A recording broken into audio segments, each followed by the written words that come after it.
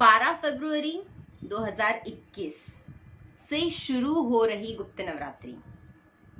गुप्त नवरात्रि में विशेष रूप से 10 महाविद्याओं की उपासना होती है। शाक्त भक्तों के अनुसार 10 रूपों में समाहित एक सत्य की व्याख्या है और वो है महाविद्या, जिससे जगदम्बा के 10 लौकिक व्यक्तित्वों की व्याख्या होती है।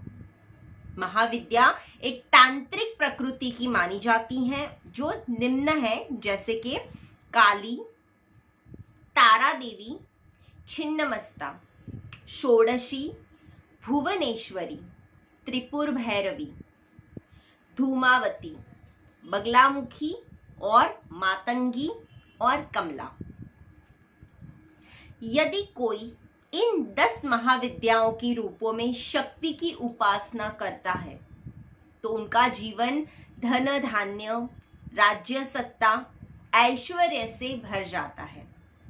गुप्त नवरात्रि में की गई मंत्र साधना निष्फल नहीं होती है। दोस्तों, मैं किन्नरी दुबे हमारे चैनल राशि ज्योतिष में आप सभी का स्वागत करती हूँ। आज जो लोग पहली बार हमारे YouTube चैनल राशि ज्योतिष को देख रहे हैं और अब तक सब्सक्राइब नहीं किया तो सब्सक्राइब जरूर करें और हमारे सभी वीडियोस के अपडेट आप तक समय से पहुंचे, इसलिए पास के बेल आइकन को प्रेस करना ना भूलें। अगर आप हमसे कुछ सुझाव, ज्योतिषीय परामर्श और कुछ जानकारी चाहते हैं तो नीचे कमेंट बॉक्स में जरूर लिखिए। अब बात यह आती है कि गुप्त नवरात्रि और सामान्य नवरात्रि में डिफरेंस क्या है, फर्क क्या है, अंतर क्या है। सामान्य नवरात्रि में आमतौर पर सात्विक और तांत्रिक दोनों तरह की पूजा की जाती है। सबसे पहले साल में 4 नवरात्रि होती हैं, 2 सामान्य नवरात्रि और 2 गुप्त नवरात्रि। जिस सामान्य नवरात्रि में शारदीय नवरात्रि और चैत्री नवरात्रि का विशेष महत्व है, वहीं आषाढ़ी नवरात्रि और ये माघी नवरात्रि जो होती हैं उनका गुप्त नवरात्रियों में माना जाता है। सामान्य नवरात्रि में जैसे हमने जाना आमतौर पर सात्विक और तांत्रिक दोनों तरह की उपासनाएं की जाती हैं। वहीं गुप्त नवरात्रि में ज्यादातर तांत्रिक पूजा, यंत्र सिद्धि और मंत्र साधना की जाती है। यदि आपको कोई मंत्र सिद्ध करना है तो ये उसके लिए सबसे उपयुक्त दिन माना जाता है। उपयुक्त 10 दिन माने जाते हैं। गुप्त नवरात्रि में ज्यादा प्रचार प्रसार नहीं होता है और जो वैसे ज्यादा प्रचार प्रसार नहीं करके साधना को जितना गोपनीय रखा जाता है उतना ही उसका फल सटीक मिल पाता है। गुप्त नवरात्रि में किसी विशेष पूजा और मनोकामना जितनी ज्यादा गोपनीय होगी, जितना ज्यादा आप उसको अपने मन में रख के साधने का प्रयत्न करोगे, उतनी ही सफलता आपको फटाफट भी मिलेगी और ज्यादा अधिक मिलेगी।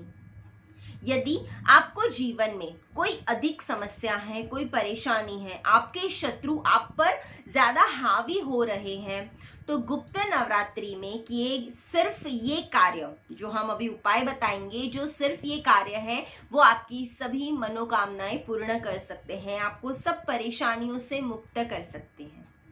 गुप्त नवरात्रि में भी अनेक शुभ योग बनते रहते हैं।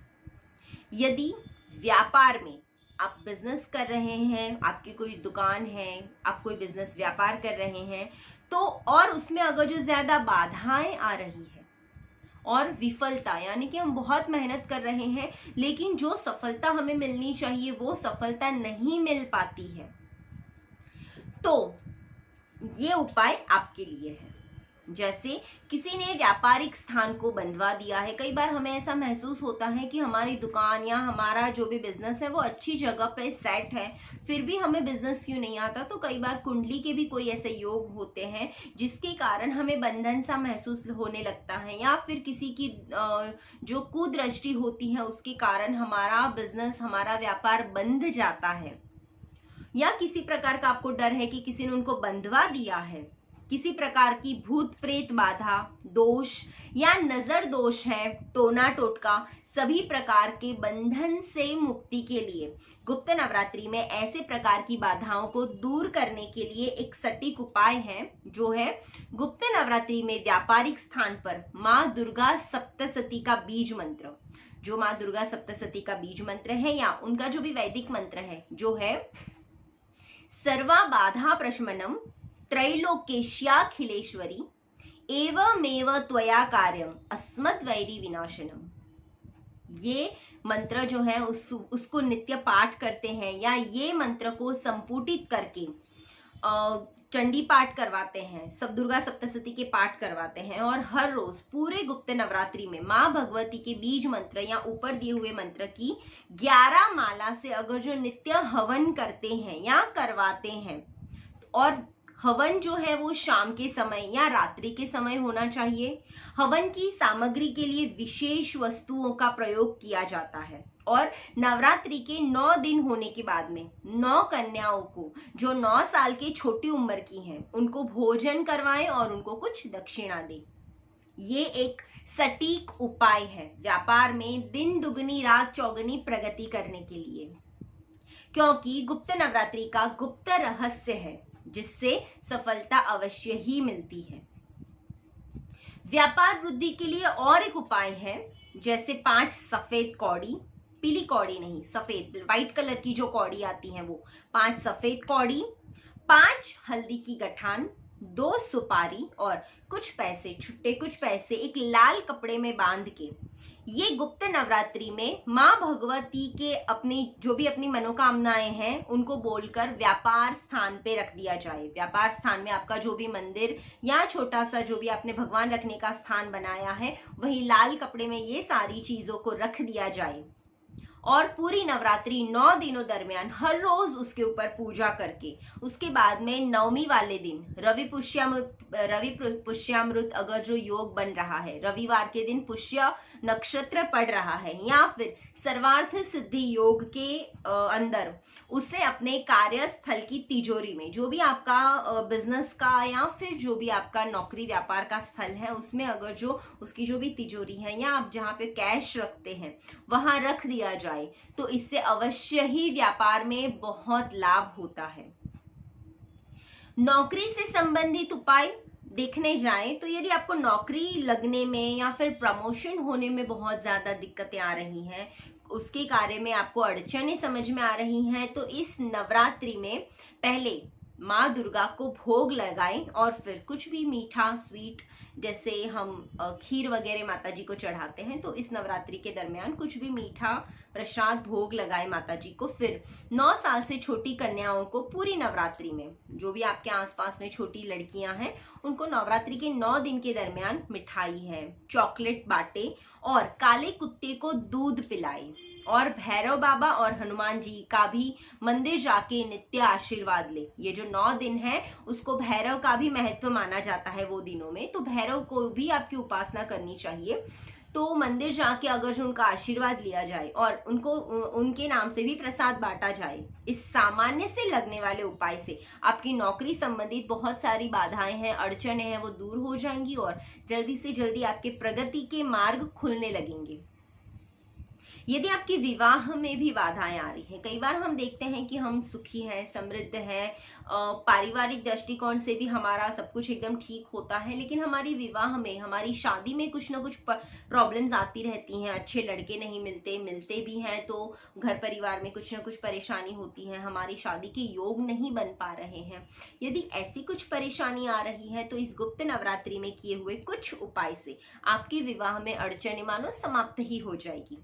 यदि लड़की के, आप लड़की हो और लड़की के विवाह, आप लड़की हो या आपके कोई रिलेशन में कोई लड़की है जिनको विवाह में परेशानी आ रही है, तो इस पूरी नवरात्रि लड़की की माँ गौरी मैया, जो गौरी मैया है, उनका पूजन करना चाहिए और माँ को लाल चुनरी सहित 16 श्रृंगार, जो भी 16 श्रृंगार की सामग्री है वो अर्पण करनी चाहिए। और गुप्त नवरात्रि में पति प्राप्ति के लिए ये जो मंत्र है वो है कात्यायनी महामाये महायोगिन्यदीश्वरी नंद गोप सुतम देवी पतिम में कुरुते नमः। ये मंत्र है जो आपको मन चाहे पति के लिए, एक सुयोग्य पति के लिए इस मंत्र से दुर्गा सप्तशती का संपुटित पाठ किसी योग्य ब्राह्मण से यदि आप करवाते हैं और माता से प्रार्थना करते हैं कि हे माँ, मैं आपकी शरण में आ गई हूँ और जो भी सॉल्यूशन है आप ही को निकालना है, मुझे शीघ्र अतिशीघ्र सौभाग्य की प्राप्ति हो और मेरी मनोकामनाएं जल्दी से जल्दी पूरी हो, ऐसा माँ भगवती की कृपा से अवश्य ही आपको सफलता मिलने के योग बनने लगते हैं इस मंत्र का पाठ करने से।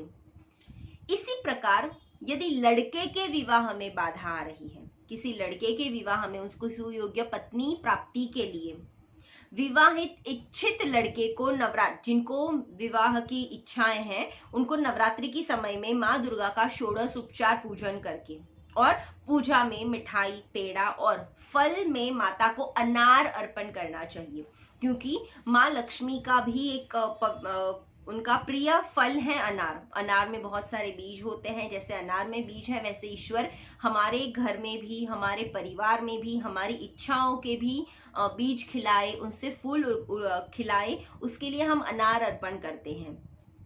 तो अनार के लिए अनार माता जी को अर्पण करके पत्नी प्राप्ति का ये जो मंत्र है, पत्नी मनोरमाम देहि मनोवृत्तानुसारिणीम तारिणीम दुर्गसम सागरस्य कुलोद्भवाम। ये मंत्र मैं फिर से दोहरा रही हूँ।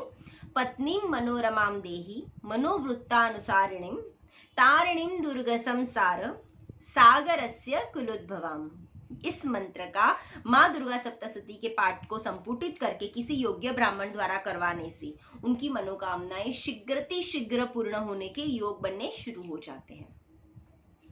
राजनीति, ये एक बहुत थोड़ा सटीक वाला मसला है। जैसे हम कई बार हम देखते हैं कि हमारे राजनीतिक या फिर कोर्ट कचहरी के मामले होते हैं जो कभी सुलझते ही नहीं, वो बढ़ते ही जाते हैं। तो ये उपाय उनके लिए है। राजनीति या कोर्ट कचहरी की मुकदमों में सफलता के लिए इस नवरात्रि में जो गुप्त नवरात्रि होती है उसमें माँ पीताम्बरा, जिसे बगलामुखी देवी कहा जाता है, उनकी पूजा पूरे नवरात्रि को रात्रि के समय करनी चाहिए। विजय प्राप्ति के लिए माँ भगवती को विजय प्राप्ति मंत्र से दुर्गा सप्तशती से संपुटित सच्चंडी पाठ व माँ पीताम्बरा का 1.25 लाख जप रात के समय करवाए और माँ भगवती को मिठाई, फल, पंचमेवा का भोग लगाए। पूजा के समय विजय प्राप्ति यंत्र या माँ बगलामुखी यंत्र का पूजन अवश्य करे, उसको अपने पास में अवश्य रखे और हर रोज रात्रि में 9 कन्याओं को, 9 साल से छोटी जो भी कन्याएं हैं उनको फल, मिठाई और कुछ दक्षिणा दे 9 के 9 दिन, और कन्याओं के पांव छूकर उनका आशीर्वाद जरूर ले। इस अनुष्ठान से राजनीति और कोर्ट कचहरी के जितने भी मुकदमे हैं उसमें आपको अवश्य ही सफलता प्राप्त होगी।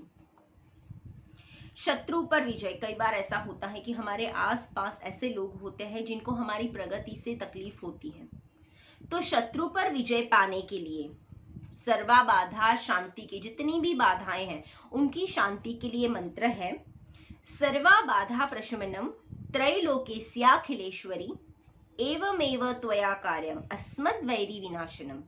इस मंत्र से दुर्गा सप्तशती का संपुटित पाठ करवाएं या इस मंत्र की गुप्त नवरात्रि के 9 दिन तक 11 माला हर रोज जाप करें। बाद में उसका दशांश हवन करे और माँ भगवती को पेड़े का भोग लगाए। यदि आपको किसी चीज का भय या डर है तो एक भय नाशक मंत्र है, जैसे सर्व स्वरूपे सर्वेशे सर्व शक्ति समन्विते भयेभ्यस्त्राहिनो देवी दुर्गे देवी नमोस्तुते। ये बहुत ही छोटा सा मंत्र लग रहा है लेकिन इसमें बहुत पावर है।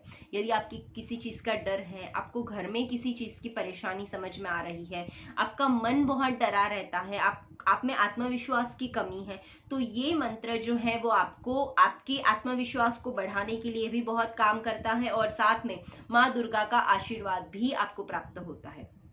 इस मंत्र की नवरात्रि में हर रोज 11 माला जाप करने से माता को अनार और पेड़े का भोग लगाए और उसका लास्ट में दशांश हवन, जितने भी आप मंत्र कर रहे हैं रोज की 11 माला के हिसाब से जो भी उसका दशांश 1/10 जो भी है उसका हवन करवा कर इसी प्रकार से आपको भय को भी दूर कर सकते हैं, आपका जो भी डर है उसको दूर कर सकते हैं।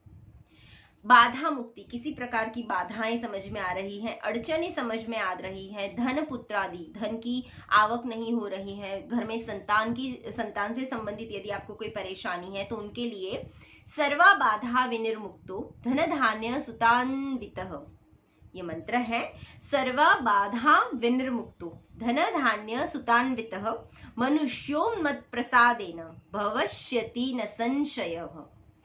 इस मंत्र से माँ दुर्गा सप्तशती का संपुटित पाठ करवाएं और संतान प्राप्ति, रुका हुआ धन प्राप्ति के लिए सबसे ये सटीक उपाय माना जाता है। ये योग्य ब्राह्मण से करवाने से अवश्य ही आपको फायदा होता है।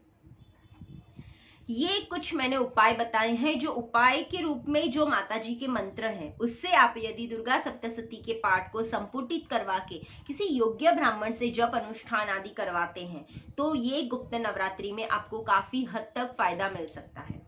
क्योंकि कोई दिन ऐसे होते हैं जहाँ पे जो ईश्वरीय शक्ति होती है वो बहुत ज्यादा सक्रिय होती है। जैसे हम श्रावण महीने में शंकर जी की ज्यादा उपासना करते हैं, महाशिवरात्रि के दिन हम शिव जी की ज्यादा उपासना करते हैं, गणपति के जब दिन होते हैं, गणपति की चौथ वगैरह होती हैं तो हम गणेश जी की ज्यादा उपासना करते हैं। वैसे ही नवरात्रि के जो ये 9 दिन है तब हमारे आसपास जितनी भी शक्तियां हैं वो सारी अधिक से अधिक सक्रिय होती हैं। उस सक्रिय शक्तियों का हम यदि अच्छे तरह से अपने फायदे के लिए लाभ उठाते हैं तो उससे हमें बहुत ही जल्दी और बहुत ही असरकारक लाभ मिलता है।